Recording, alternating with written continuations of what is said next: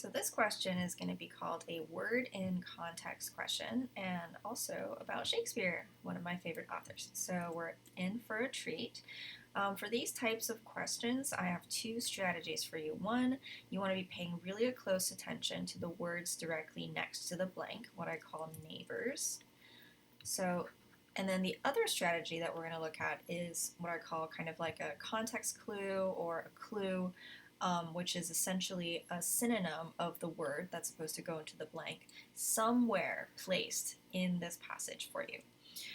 So let's look at neighbors first. So if we look at the neighbor strategy first, theory goes the words that are directly next to the blank are going to affect the blank a lot more than the words that are farther away.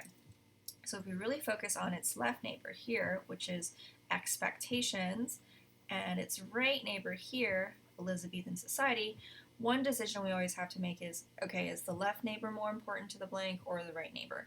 And to answer that question, you can look at your answers and categorize them. I always love doing this. What part of speech are those answers? And if you answered verbs, you would be correct. So in terms of the English language, the standard way of speaking is a lot of times you have your noun, followed by your verb, followed by the rest of your sentence. So here, if you're dealing with verbs, the thing that you want to really pay attention to is the noun or the subject that's taking the action of the verb. So if you think about this blank right here, which is an action, who's actually taking the action of that blank? Would it be expectations or would it be society? So here it's actually provided in what is called a passive tone or passive mood, so to make it even trickier. But if you answered Elizabethan society, that would be actually correct because this action is taken by Elizabethan society. So the way it goes, you would go ahead and take your right neighbor, and if you really just kind of place that right here and then try these guys on, it makes it a lot easier because would Elizabethan society more likely interject, commit, illustrate, or prescribe? So for here, some of these that sound really ludicrous would probably be, I don't know, illustrated or committed or even interjected, honestly, because why would a society yell or interject? So I would definitely go with D here. The other thing that, if you go to the second strategy now, which is your context clue or your synonym clue, prescribe. So there's double meanings here.